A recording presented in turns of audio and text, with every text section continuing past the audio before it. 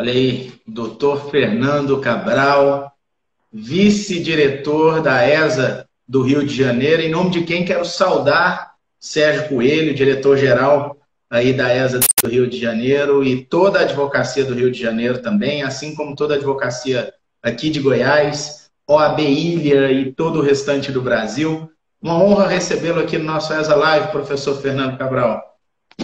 Honra toda nossa, Rafael. Muito obrigado aí pelo convite, pela parceria de sempre. A ESA Goiás aí, que é uma referência para a gente aqui no Rio de Janeiro. Você sabe disso, eu deixo aqui meu testemunho em meu nome, em nome do nosso diretor-geral, Sérgio Coelho. Você bem sabe, Rafael, que quando a gente nos foi dado aqui o desafio de implementar uma ampliação considerável na nossa ESA Rio, que a gente está aqui com agora um prédio novo só para a gente. Dizem, o pessoal tem ciúme, que é a maior ESA do Brasil em termos de instalações, e a gente foi aí surpreendido por essa questão da Covid, que mandou todo mundo para casa. Mas a gente está aqui cumprindo o nosso papel, cumprindo nossa missão, assim como a ESA Goiás.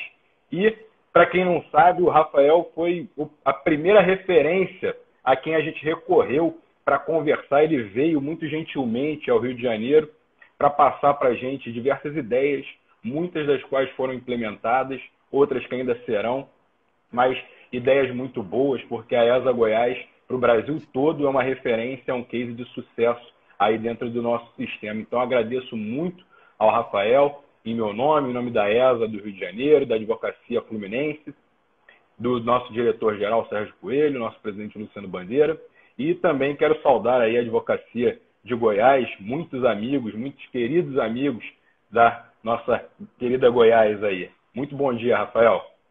Obrigado mesmo. Quero estender esse reconhecimento e agradecimento aí, de fato, a toda a diretoria da Escola Superior de Advocacia daqui do estado de Goiás.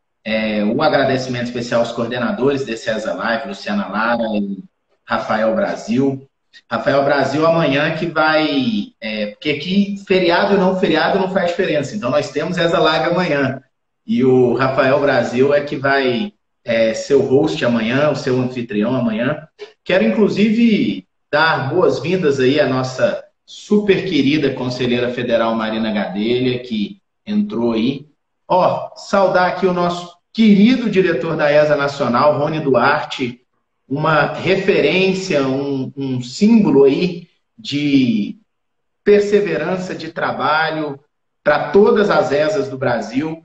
A ESA Nacional que também está fazendo uma série de lives incríveis, recomendo seguir lá a ESA Nacional. Um grande abraço para o Rony, que está sempre conosco aí, e todas as demais ESAs, e inclusive a Liri também, que o pessoal vai chegando daqui a pouquinho, né, Cabral?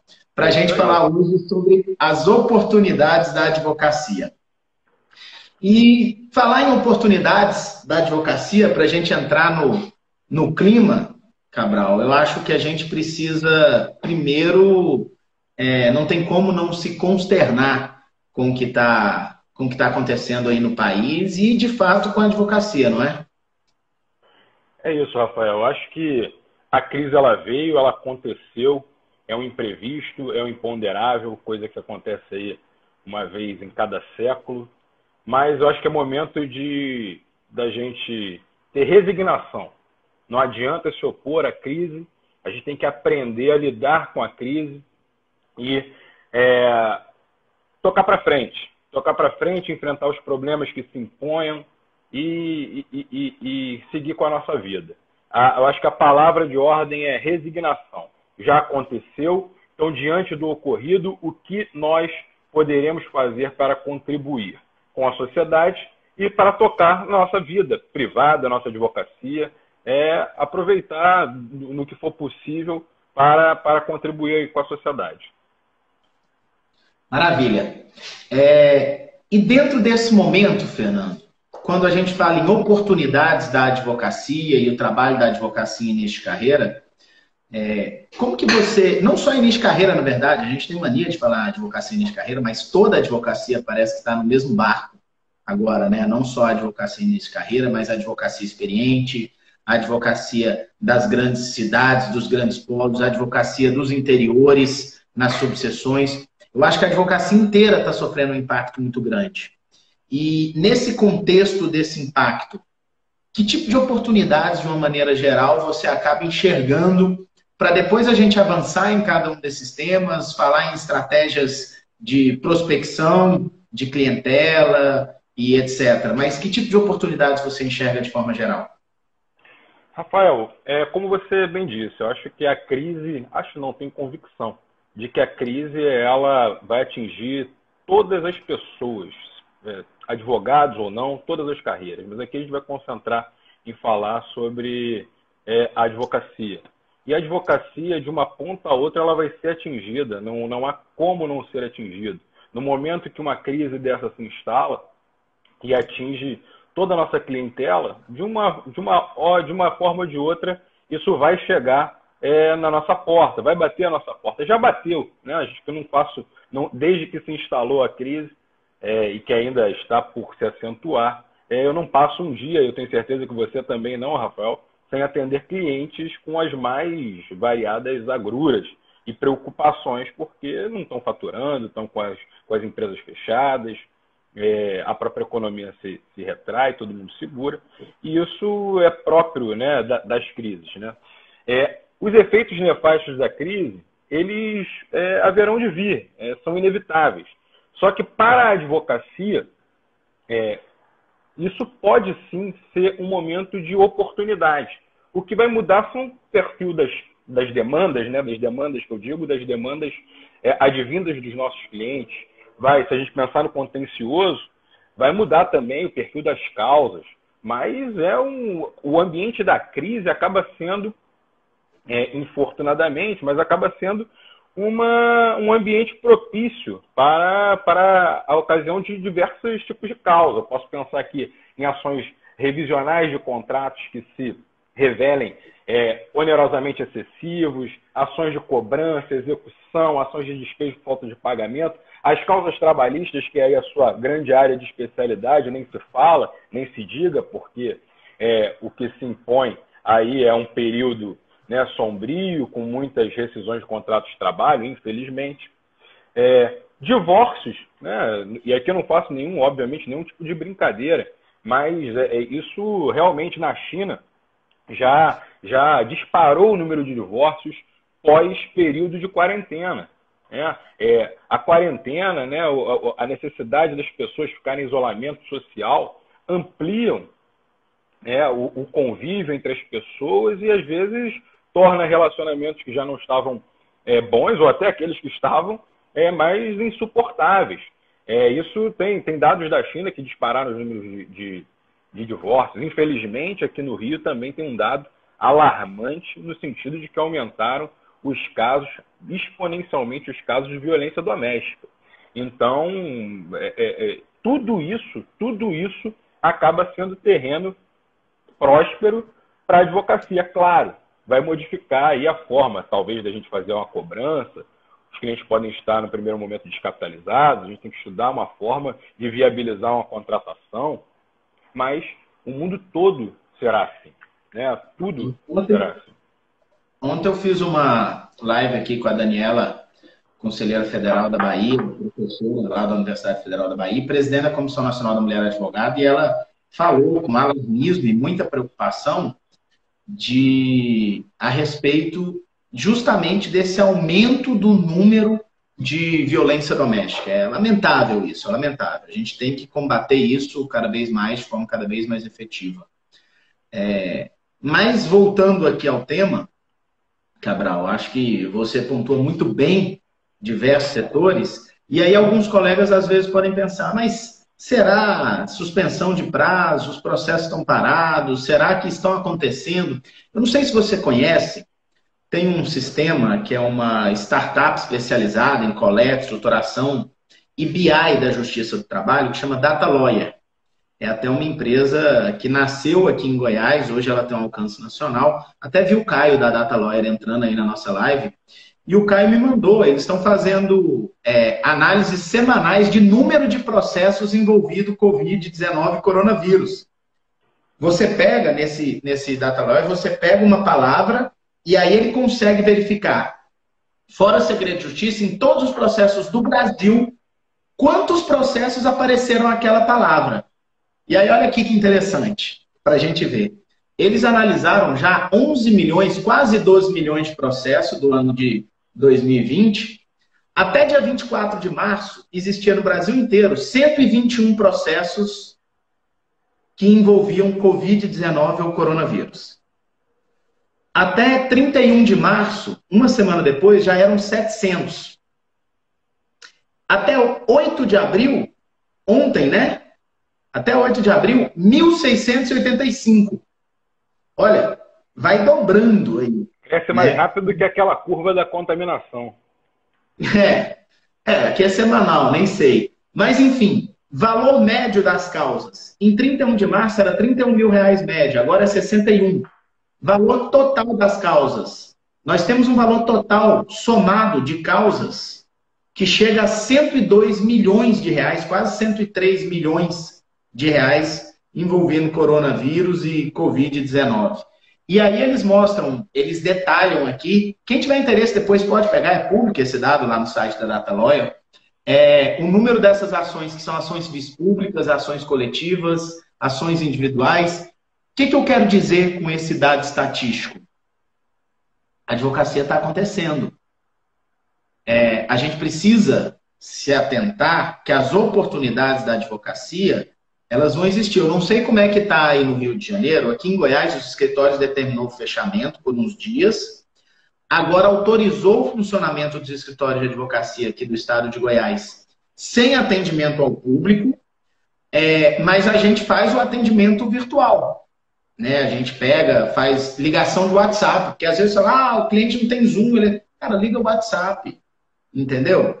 Manda documento para ele imprime, assina, tira foto, manda procuração de volta, ou ele passa e assina em algum lugar. Então, isso tudo, a advocacia ela não para, a advocacia ela é emergencial, a advocacia ela é essencial. E as oportunidades, elas existem. Agora, a gente não pode pensar que oportunidade da advocacia é sinônimo de litigioso, e esse é o grande erro. Exatamente. E isso é uma coisa que eu acho que a gente vai renascer. Desde o CPC de 2015, quando a gente ainda chamava ele de novo CPC, a gente falava da colaboração, do acordo.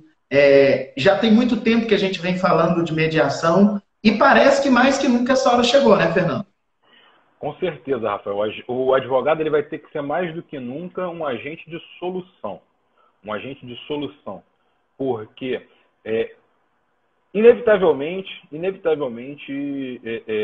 o número de demandas vai proliferar e o nosso judiciário, já assoberbado, vai se ver aí surpreendido com um número imenso de causas. A gente está sofrendo aí com essa suspensão de atos presenciais e de prazos processuais, que a gente vai falar daqui a pouquinho, que eu pretendo falar daqui a pouquinho, mas que com certeza dele surtirão inevitáveis efeitos aí de um represamento dessa demanda e que vai atrasar por demais o andamento processual. Então, mais do que nunca nesse momento, vai valer aquela expressão que mais vale um mau acordo do que uma boa briga, porque as partes vão perder muito. Na verdade, a sociedade ela precisa tomar como lição que é hora de concessões mútuas. Né? Todo mundo perdeu. Há que se reconhecer isso. As pessoas, eu estou o tempo todo, 3, 4 reuniões por dia, claro, virtuais, com clientes. Sempre, invariavelmente. Ora, é o credor que quer receber e está percebendo ou foi avisado de que não receberá.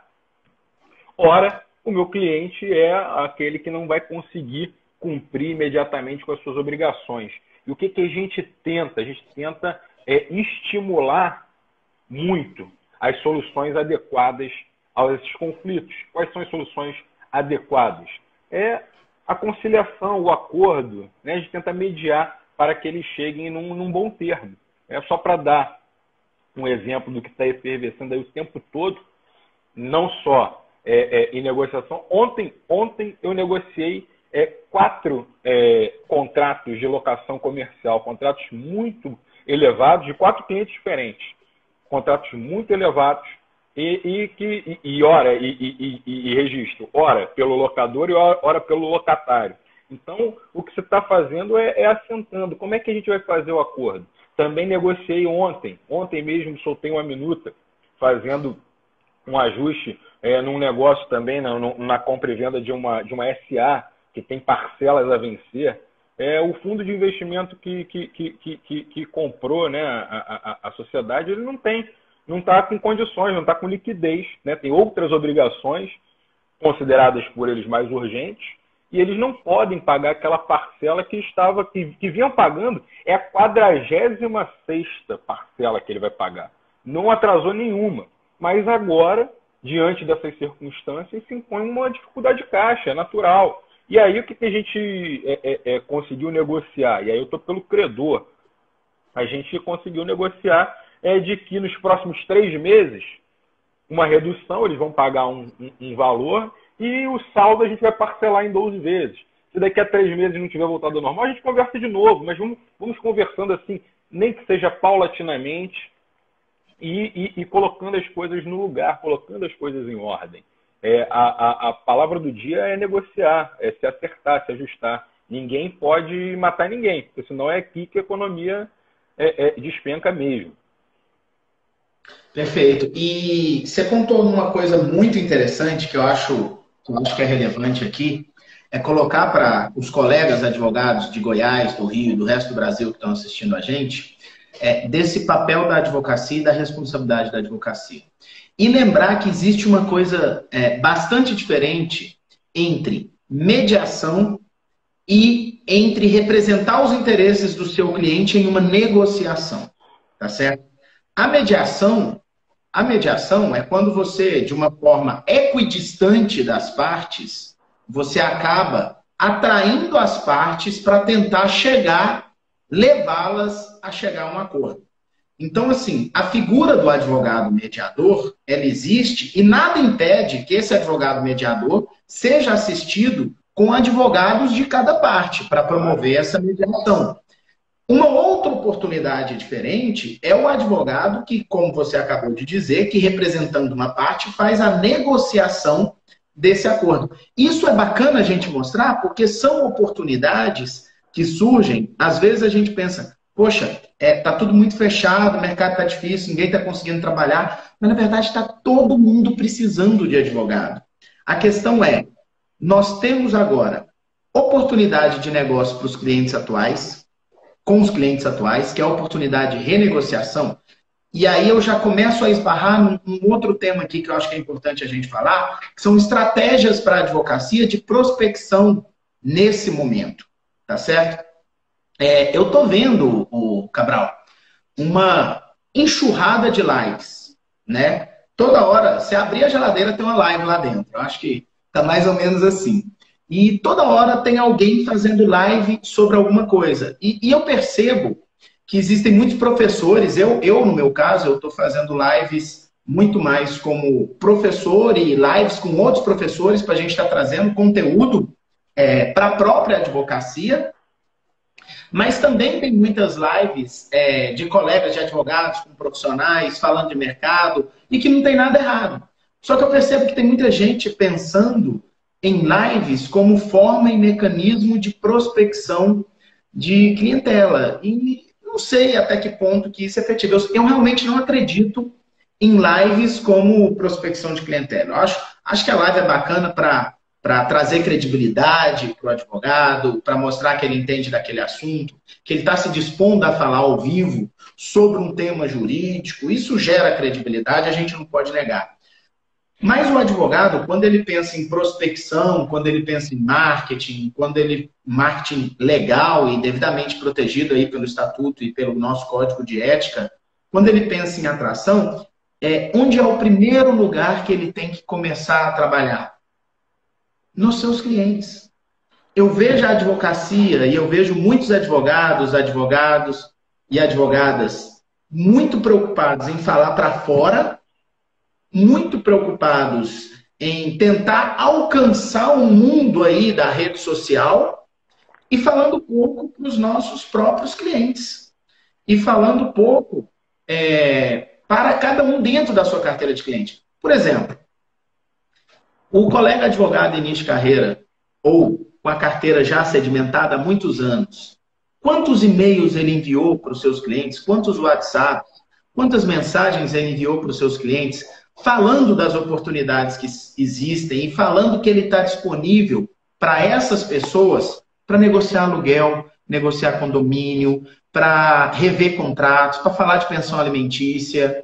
Quantas vezes você falou para os seus clientes? Mas não, aí o pessoal está aqui na internet falando para um mundo que ele não conhece, ou para uma rede de amigos, ou para outros advogados que também estão querendo falar para potenciais clientes, e está esquecendo de fazer o básico do dever de casa, que é o quê?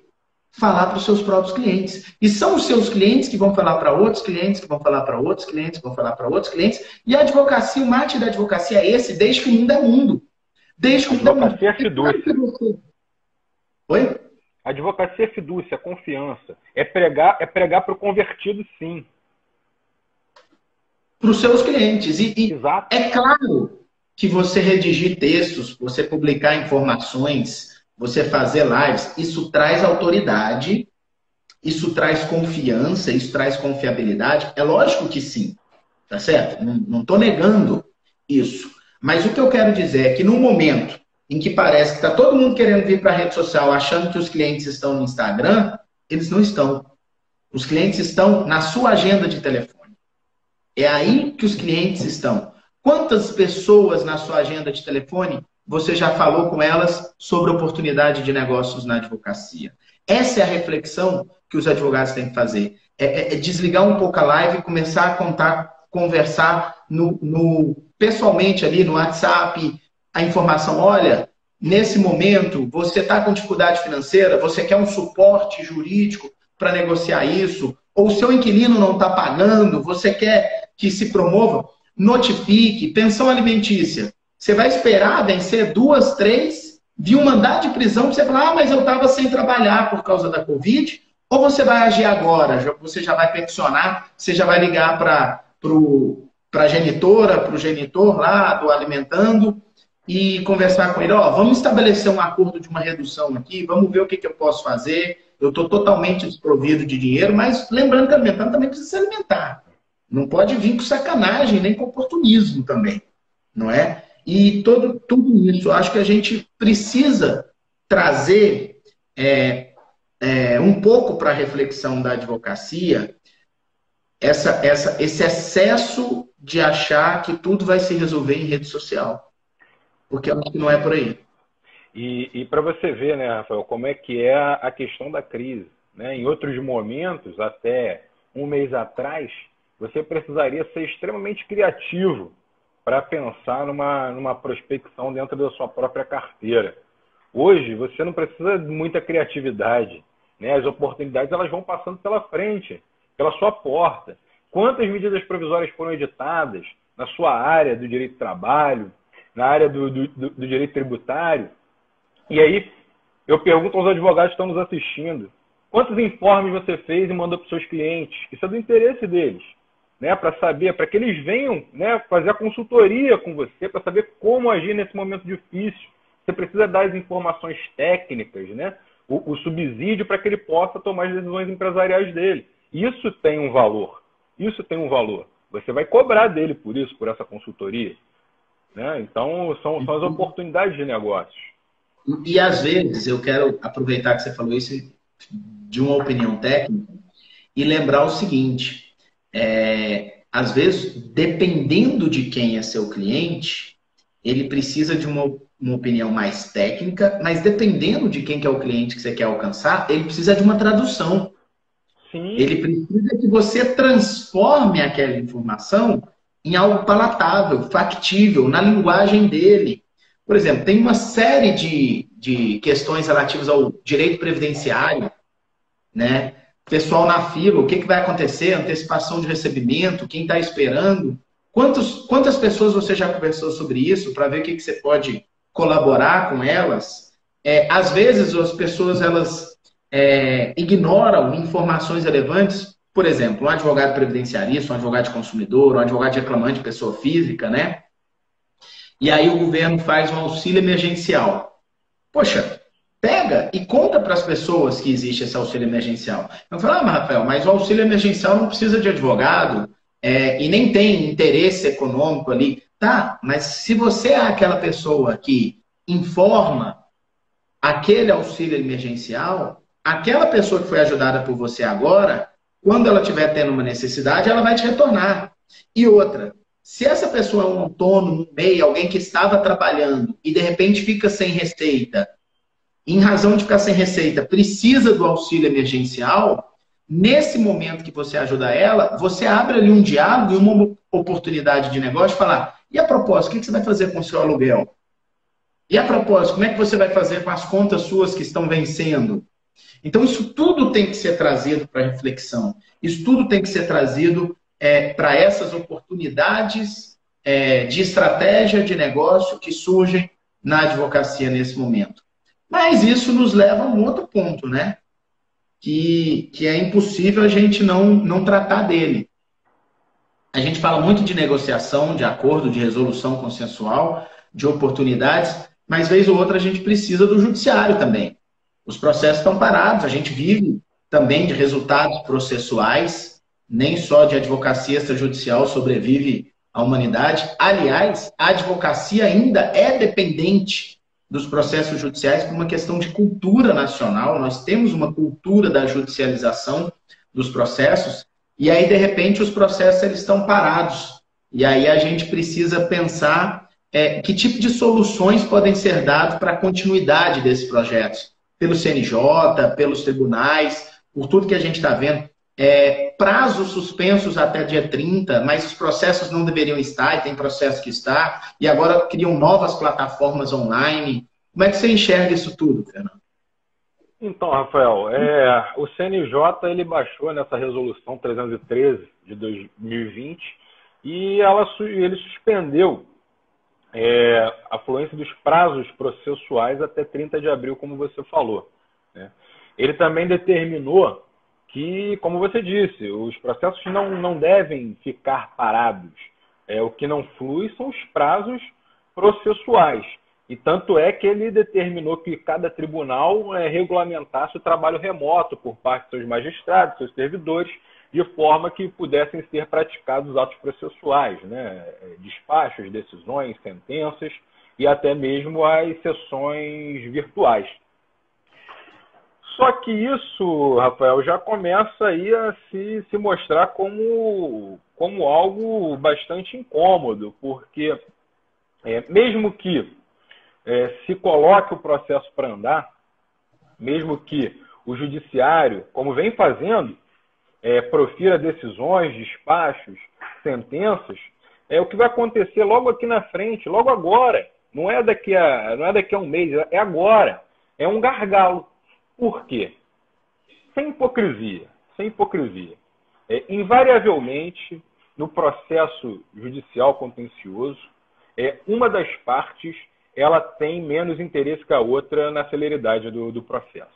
Não vou falar de autor e réu, não, porque muitas vezes é o próprio autor que, por determinada questão, tem interesse que o processo não ande. Ele pode estar sentado numa liminar, por exemplo, pode ter conseguido uma antecipação de tutela e não tem mais o mais mínimo interesse que o processo vá para o seu desfecho final. Então, não vou nem definir autor e réu, porque quando eu andei falando por isso, eu recebi algumas mensagens de alguns colegas falando: mas eu só advogo para réu, para mim tudo bem. Bom, primeiro que eu tenho minhas dúvidas. Primeiro eu registro que eu acho que é hora, que a gente está vivendo um momento que nós temos que pensar, quando a gente trata desse assunto, como advogados. O advogado, aquele que é indispensável à administração da justiça, aquele que tem compromisso com a duração razoável do processo. Não com o meu processo, com o processo que eu cuido, mas com a duração razoável do processo no Poder Judiciário. Então, invariavelmente você vai ter uma parte que tem menos interesse. É natural. Então, o que vai acontecer? O juiz profere o despacho, a decisão, dá uma sentença e os advogados serão, as partes, por meio de seus advogados, serão intimados desse ato. Mas e se aquela parte que não tem interesse no andamento do processo se valer dessa suspensão? O processo vai ficar parado. O processo não vai andar. Ele vai ter um andamento até o dia 30 de abril. Isso vai fazer um gargalo, vai criar o represamento de feitos e vai criar um efeito nefasto, sem dúvida, nos processos judiciais. Teve uma pesquisa do Conselho Federal, Rafael, você sabe que você representa lá o Estado de Goiás no Conselho Federal, eu achei muito bacana a iniciativa do Conselho Federal, que lançou uma pesquisa para que os advogados, para que os próprios advogados opinassem a respeito da necessidade de se antecipar a volta do andamento dos prazos processuais. Achei muito bom, muito válido a consulta. Por quê? Porque eu quero reconhecer que no momento que se determinou a suspensão desses prazos, o que se verificou, o que se buscava atingir, é que, é claro, quando vem a ordem, né, ou a recomendação do isolamento social, todos nós advogados, mais ou menos estruturados que estávamos, tivemos que nos organizar nossas vidas, né, organizar nossas casas, né, quem não advogava de casa, quem advogava de escritório, que às vezes com muitos colegas advogados dentro do próprio escritório, teve que viabilizar um acesso remoto, viabilizar um local de trabalho em casa, mas esse prazo já passou. Agora já está todo mundo, e aí a gente tem que generalizar, né? Acho que a grande maioria, esmagadora maioria, está preparado já para voltar a trabalhar nos processos eletrônicos. Claro, estou me referindo àqueles atos que não dependem de uma questão presencial. Estou falando dos processos eletrônicos que hoje são a esmagadora maioria. A esmagadora maioria. No que se refere as sessões virtuais, eu vejo, da forma como tem sido feito, muitos problemas, Rafael. Muitos problemas. Tá? Primeiro, e aí eu volto à questão do interesse no desfecho ou não da causa, que como é que funciona a sessão virtual hoje, pelo menos aqui no Rio de Janeiro? As partes elas são intimadas da pauta dizendo que o seu processo será submetido a julgamento em sessão virtual. E elas poderão se opor em determinado prazo a esse método de julgamento. Aí eu faço a primeira questão, é que aquela parte que não tem interesse no desfecho pode simplesmente se opor a esse julgamento e o processo vai ficar parado. Vai ficar parado, estagnado, até que voltem os processos a andar. E aí eu prevejo até muito mais do que 30 de abril, porque a gente não pode ainda cogitar quando os tribunais voltarão a ter as suas sessões presenciais. E por isso que a gente tem que pensar aqui numa solução para isso, porque a gente não tem previsão de que os tribunais voltem a ter suas sessões presenciais. Então, a parte que não tem interesse no desfecho do desfecho simplesmente vai peticionar falando que se opõe àquele julgamento. Mas aí eu faço uma outra provocação. A parte ela é intimada para dizer se ela se opõe ao julgamento em determinado prazo, em sessão virtual. Mas os prazos não estão suspensos pela resolução do CNJ? Aqui no Rio, o Tribunal de Justiça, ele colocou expressamente na sua resolução, na sua normativa, de que esse prazo para manifestação sobre a oposição da sessão virtual não se subsume à suspensão do CNJ. Mas aí eu lhe pergunto, pode isso? No mínimo, poderá haver uma grande discussão logo ali na frente sobre a nulidade desse julgamento. Uma outra coisa, essa sessão virtual, da forma como tem sido feita, como é que ela é feita? Simplesmente os desembargadores eles trocam as minutas de voto e aí no sistema eles apõem, estou de acordo, estou divergindo, faço a seguinte ressalva.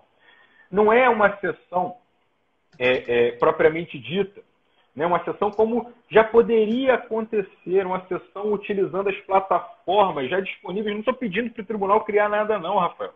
Não se passou um dia desde o isolamento social que eu não tenha feito 3 ou 4 reuniões com muitas pessoas às vezes com muitas pessoas, às vezes com 20 pessoas, pelo Zoom, tem o Skype. Não vou citar aqui, são várias das plataformas já disponíveis. Não estou pedindo nenhuma dificuldade, não estou criando nenhuma dificuldade, não. Por que que as sessões dos tribunais não podem ocorrer como estão sucedendo as sessões do Senado? O Senado está lá utilizando o Zoom, está todo mundo reunido. São sessões por videoconferência. Por que que a sessão do tribunal não pode ser assim?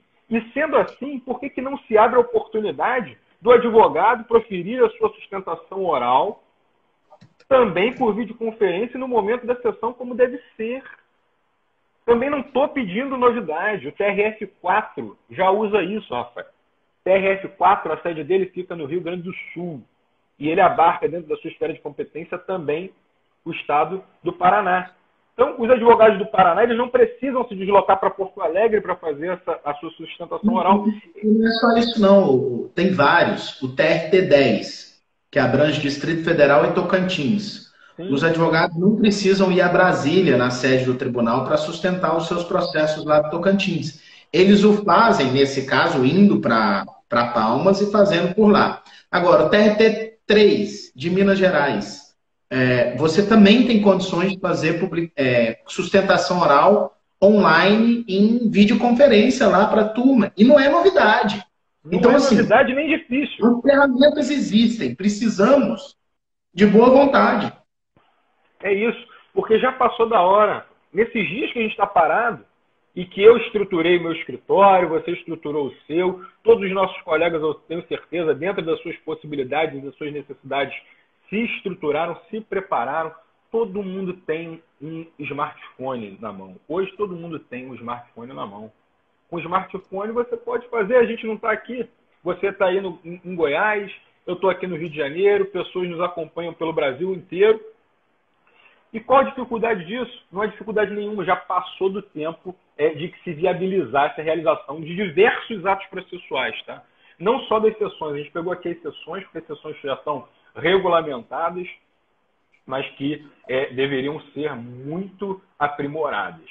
Mas eu estou falando também de outros atos processuais, Rafael. E a gente tem que pensar que nós temos colegas, sim, muitos colegas, que vivem, dependem desses atos processuais para promover o seu próprio sustento. Quantos advogados audiencistas existem? São muitos, muitos advogados audiencistas. E atos estão deixando de ser realizados quando já se passou da hora de se realizar, de se viabilizar. Uma audiência de conciliação, não uma instrução, não vou falar uma instrução de julgamento com oitiva de testemunha, porque aí é mais complicado. Tem a identificação civil da testemunha, a identidade física do juiz, tudo pode ser mais complicado. Mas por que uma audiência de conciliação não pode suceder por videoconferência, com os advogados cadastrados, com as suas respectivas, com seus respectivos tokens, assinaturas digitais? A gente está tudo disponível. A gente não está pedindo para criar nada, para TV, nada. Está tudo disponível aí. Está tudo disponível aí. Antes da paralisação, eu fiz uma audiência que o colega advogado e o reclamante, eles estavam no Sul. A gente fez toda a negociação, fizemos uma audiência com a juíza aqui na Vara Trabalho em Goiás. Eu estava em Goiânia, eu estava lá na Vara, eles estavam lá no Sul. A gente fez uma videochamada, cara. Ela identificou todo mundo, a juíza, identificou a documentação de todo mundo. Fizemos uma videochamada pelo WhatsApp com os advogados do Sul e com o reclamante. E ela homologou o acordo. É isso. Sabe? E acordo de quase R$1 milhão, Fernando. Então, não é uma justiça pequena, é uma justiça acessível. A gente precisa entender e repensar essas ferramentas. E nós, advogados, temos que promover e facilitar isso. Exatamente. O papel da advocacia essa facilitação. A gente está falando aqui do que o judiciário pode fazer para tocar os processos para frente. Mas a gente também tem que reconhecer e chamar a responsabilidade dos nossos colegas, porque as iniciativas elas decorrem sempre da advocacia. Né? Ontem, numa live que a gente teve aqui na ESA Rio, o nosso coordenador de processo civil, o Mazola, com o professor Flecha, eles falavam sobre a possibilidade, por exemplo, de se suprimir alguns atos processuais para que os processos possam andar. Por exemplo, uma audiência de conciliação, ela pode ser perfeitamente substituída por petições das partes, dizendo, formulando propostas, não aceitando, ou dizendo que não tem interesse no acordo e pedindo que a audiência seja dispensada. Aí você me pergunta, mas falta permissão legislativa para que se possa dispensar a audiência. E eu te respondo, mas a gente está falando de processo. No processo, se não houver prejuízo, não há nulidade. Então, Sim. Toca para frente, isso é iniciativa dos advogados. Outra coisa, os negócios jurídicos processuais podem ser travados. Se ambas as partes estão de boa vontade, com o andamento do processo, estão comprometidas com a administração da justiça, eles podem sim fazer uma petição conjunta dizendo que estão abrindo mão da suspensão dessa suspensão do prazo processuais e de outra que poderão suceder, porque a gente não sabe o dia de amanhã, a gente não sabe o que vai acontecer, como é que vai suceder, como é que vai ocorrer. Então a gente tem que estar preparado e disponível. Aliás, uma outra questão que eu fiz essa semana é que, negociando justamente pelo locador de um imóvel que tem pendente uma ação renovatória, o locatário entrou e fez contato para negociar uma redução temporária aí do pagamento dos aluguéis, porque ele está com a loja fechada. E aí, como a gente tem essa demanda, o que eu propus aos advogados dele? Bom, a gente vai fazer o acordo, a gente chega aqui num valor razoável, parcela a diferença para frente, mas eu quero te propor uma outra cláusula aqui, que é um negócio jurídico processual, em que a gente inseriu uma cláusula no acordo dizendo que aquela ação renovatória que está se processando não está com os prazos suspensos. Então a gente fez esse negócio jurídico processual, a gente vai juntar aos autos para o juiz homologar e para que os prazos fluam normalmente. Fantástico, fantástico. Eu acho que é isso e quero retomar falando sobre o papel da advocacia nisso. Por exemplo, hoje você precisa pensar que o Poder Judiciário está numa nova fase. Antes do CPC de 2015, nós tínhamos uma produção antecipada de prova para situações emergenciais, não é verdade? Verdade. Situação de perecimento do direito, aí a gente vinha até naqueles exemplos clássicos da doutrina. Antecipação de provas é o oitivo de uma testemunha que está lá no leito de morte, que está mudando de país, uma carga que está perecendo, era sempre isso. E aí vem o CPC de 2015 e traz para o direito brasileiro um instituto que no direito americano a gente chama uma fase, né? Uma fase do processo que a gente chama de discovery. Certo? Que é a produção antecipada de provas. Só que aqui ela é judicializada e lá ela é extrajudicial. Seriam as grandes diferenças aí da fase do discovery brasileiro para o discovery do direito americano. E aí o que acontece?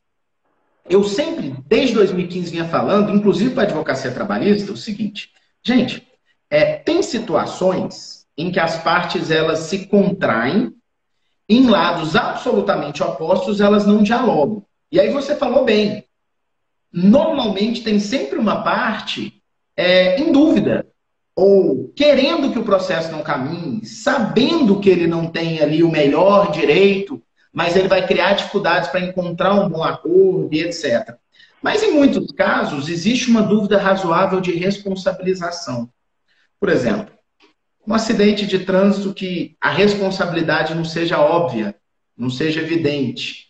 Quem que está errado naquela situação? E aí acaba você tendo uma dúvida verdadeira ali sobre quem está errado. Quem está errado? A esses casos, uma produção antecipada de prova, por exemplo, resolve-se uma matéria, evitando-se uma judicialização e acelerando a solução. E o que eu quero dizer com isso? Nós, advogados, somos os responsáveis pela utilização das ferramentas. A gente precisa atalhar a justiça. A gente precisa... Não sei como é que está a justiça comum aí no estado do Rio de Janeiro, Mas a justiça comum aqui no estado de Goiás, você propõe uma ação, sabe que vai ter uma perícia, cara, você já imagina a quantidade de anos que você vai ficar para sair do primeiro grau. Para sair do primeiro grau. Sendo que a gente poderia, enquanto advogados, encontrar atalhos. Gente, tem coisa mais útil do que uma audiência de saneamento, onde você define em conjunto os pontos controvertidos e o que vai ser decidido? Eu não estou nem falando de decisão do juiz. Eu estou falando de decisão conjunta. Por isso que eu falo, quanto mais preparado o advogado adverso, mais fácil é trabalhar. Quanto mais conhecedor de direito processual e do processo, mais fácil é trabalhar. Até quando o objetivo não é terminar o processo. Porque pelo menos você sabe que é essa a realidade e vai fazer tudo que você pode para vencer aquelas barreiras de quem não quer permitir que o processo termine. Então, assim, a gente fala muito da responsabilidade do Estado. Mas eu gostaria de falar dessa responsabilidade de nós, advogados, em pensarmos processos mais ágeis, pensarmos processos, soluções mais inteligentes para os processos, pensar que a gente pode, de fato, simplesmente encontrar soluções para os nossos clientes que acabam nos agregando. E aí, por vezes que eu falo isso muito, Fernando. Eu já ouvi alguns colegas dizerem o seguinte: mas se eu solucionar esse problema para o meu cliente numa ligação fazendo um acordo, o meu cliente vai me pagar X. Se eu fizer um processo e isso demorar anos, eu vou receber 5X. Eu falo para ele, cara, calcula o seu X por hora. Quantas horas você vai ter investido nesses anos de processo para ganhar os 5X? Você vai acabar percebendo que o X valeu mais do que os 5X quando você transforma isso em hora investida. Isso a advocacia tem que entender. Tem que entender que, às vezes, a solução mais rápida é inteligente de todo mundo, porque você desobstrui a sua agenda para poder realizar outros atos, né? Só preciso parar para dar um abraço aí para Marisa Gaudio aí da nossa live, né? No Rio de Janeiro. Um grande abraço, um prazer recebê-la, assim como a Laila aqui da subseção de Jataí, conselheira, tanta gente bacana entrando aí, né? Então, Fernando, é tempo de reinvenção da advocacia. E aí o Fernando aí falou uma coisa interessante. Isso ainda atrai mais clientes pela agilidade. E é verdade. E é verdade. Qual advocacia você quer fazer e por qual advocacia você quer ficar conhecido? Agora, eu não sou hipócrita. Eu sei que em determinadas situações, determinados clientes, o interesse do cliente, o direito do cliente, ele vai ser melhor atingido com, às vezes, uma demora maior. É nosso papel também para atender o interesse do cliente, às vezes, e visando ali a melhor instrução do processo, demorar um pouco mais. Então, a gente não pode ser hipócrita de achar que em todas as situações isso vai resolver dessa forma. Temos situações e situações. Mas a gente pode ter uma forma de trabalhar. E se essa forma de trabalhar é sempre visando uma solução mais adequada e mais rápido possível, a gente acaba conseguindo alcançar e atingir isso, né, Fernando? Com certeza. A gente não quer ser advogado de uma causa só, né? A gente quer que o cliente fique, que o cliente permaneça. Eu acho que a palavra de ordem também é retenção do cliente, né? E essa retenção você conquista com a confiança que ele vai depositar em você. Quando ele percebe que você cumpriu o que não é mais do que sua obrigação, de colocar os interesses do cliente muito antes dos seus, como advogado. Se você cumprir isso na sua vida profissional, de colocar os interesses do cliente sempre antes dos seus, você com certeza será um advogado de sucesso a longo prazo, né? Porque ninguém quer advogar 2 anos, 5 anos. Todo mundo que eu conheço quer advogar para a vida toda. Eu assim o quero e pretendo permanecer dessa forma.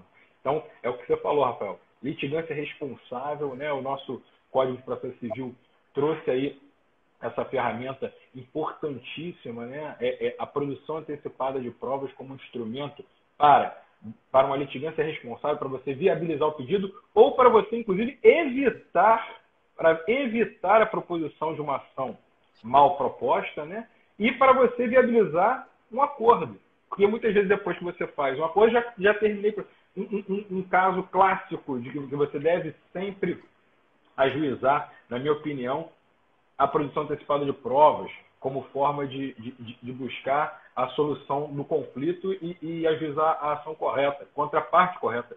Vazamento, infiltração em condomínio edilício. Você não sabe se é da sua parte, você não sabe se é da coluna do prédio, você não sabe se é do vizinho de cima, você não sabe se é do vizinho dois andares para cima. Então você faz a prova e você desvenda ali, né, quem é o responsável. E aí, invariavelmente, com a perícia pronta, ninguém vai querer mais brigar.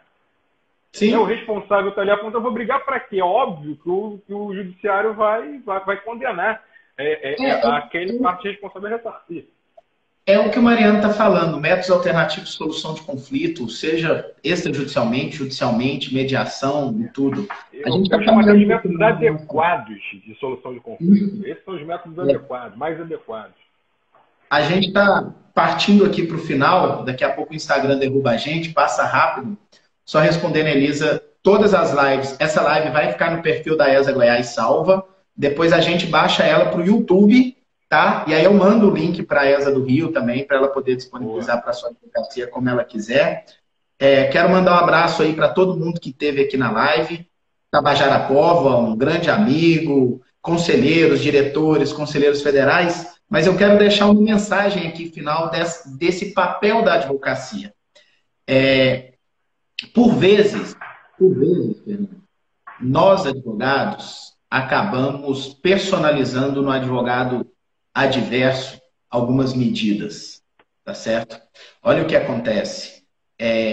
Você chega em sala de audiência e o advogado cumprimenta um ao outro de cara feia, não estende a mão, sabe? É uma coisa, chega a ser cômico o tamanho do problema que a gente cria com alguém que não é dono do problema. Nós temos que entender, e tem uma frase que eu uso muito, por melhores que sejam, os clientes passam e os colegas ficam. A gente pode estar em partes adversas hoje, a gente pode estar em situação de conflito processual hoje. Daqui 5, 10 anos, a gente está sentado juntos, elaborando um contrato de um negócio de outros clientes. Daqui 5, 10 anos, a gente está se ajudando numa solução de um outro conflito. E quando a gente passa um conflito, a gente personaliza esse conflito para o nosso colega advogado, a gente fecha uma porta, a gente dá um recado, a gente mostra que a gente não está pronto para saber dialogar. Eu tenho colegas que a gente já brigou pra caramba em sala de audiência, mas a hora que vai embora ali, a gente senta junto, toma um café, conversa, se acalma, porque é normal você, às vezes, ficar às vezes, um pouco envolvido emocionalmente ali. Mas os clientes passam e os colegas ficam sempre, e a gente não pode esquecer disso. Fernando? Ficam seus argumentos, né? Exatamente. Mensagem final aí, fala um pouquinho do que a ESA do Rio está fazendo aí nesse momento de pandemia. Daqui uns 3 minutos a gente cai, então fica à vontade. Rafael, primeiro agradecer aí o convite, a oportunidade, agradecer a todos que aí nos acompanharam nessa live. Espero que tenha sido proveitosa de alguma forma para todos. E falar que o momento é esse, né, Rafael? Voltando ao início, resignação. Vamos aproveitar esse momento, vamos aproveitar as oportunidades. E para aproveitar as oportunidades, a gente tem que se preparar. Então, estudem, se preparem, aproveitem, né? Acompanhem as lives que estão sendo oferecidas. O Rafael faz lives, tem feito lives todos os dias, tanto no seu perfil pessoal quanto na da ESA Goiás, de excelente nível, de excelente qualidade. Diversos professores aí aderiram, agora de última hora, ao Instagram e estão oferecendo aí seus ensinamentos. O professor Alexandre Câmara, só para citar um deles, fiquei muito feliz com a adesão dele e estou aproveitando muito as suas manifestações pelas redes sociais. A ESA, como eu te falei, nós fomos pegos aí de surpresa, né? Nós estávamos aí com diversos projetos, muitos cursos lançados, um prédio inteiro para ocupar, mas as circunstâncias são aquelas que se apresentam e não aquelas que a gente escolhe. Então, diante disso, soluções, né? Vamos nos adaptar. Então, o que a ESA está fazendo, Rafael? A ESA Rio, a gente já estava com a nossa plataforma de EAD, muito boa. de excelente qualidade, mas até o EAD ficou prejudicado, porque nós temos um estúdio, tudo que não está podendo funcionar. Então, o que a ESA Rio está fazendo? A ESA vai começar os cursos ESA via Zoom. Então, para que os advogados não fiquem parados, para que os cursos possam voltar a andar, os nossos coordenadores, junto com os nossos professores, já estão lançando, se organizando, já para essa semana começarão a lançar os cursos da ESA via Zoom. Tem as lives também, que são as mais diversas, quase diárias, dos mais diversos ramos de direito. Então, Rafael, o que eu falo para o pessoal é isso: estudem, aproveitem, resignação, força, e muito obrigado aí pela recepção. Foi um grande prazer. Maravilha, Fernando. A ESA Goiás também está à disposição de todos. Convido os colegas advogados de Goiás a seguirem a ESA Rio, acompanhar as lives da ESA Rio. Convido os colegas do Rio a seguirem a ESA Goiás, acompanhar as lives também. O Instagram pessoal do Fernando Cabral, meu Instagram pessoal, quem quiser também. E dizer aqui, nessa mensagem final, para a gente se despedir: estudar, se preparar, se qualificar e, acima de tudo, contar com as escolas superiores de advocacia para isso. Gratidão, grande abraço para você, obrigado por tudo, meu amigo. Que as ESAs e a LIRE se fortaleçam cada vez mais e que a gente esteja sempre presente, sempre atuante, preparando a advocacia para o futuro. É isso aí, vamos estar juntos nessa batalha aí, amigo. Continuamos juntos. Um grande abraço. Obrigado. Obrigado a todos. Valeu, obrigado. Fernando. Diga, amigo. Esqueci de um negócio importantíssimo. Eu já tinha despedido aqui, a Luciana Lara me chamou aqui e falou: você tá doido? Toda live, eu tenho que falar rápido porque vai cair, toda live a gente pega uma frase do nosso convidado que marcou bastante, certo? E nós tiramos uma frase sua aqui. A sociedade precisa conscientizar que é preciso concessões mútuas. A palavra do dia é negociar. Fernando Cabral Filho, é o card que nós faremos aí com a sua foto e a sua frase, depois a gente te manda. Prazer recebê-lo. Obrigado por tudo. Eu que agradeço, meu amigo. Muito obrigado.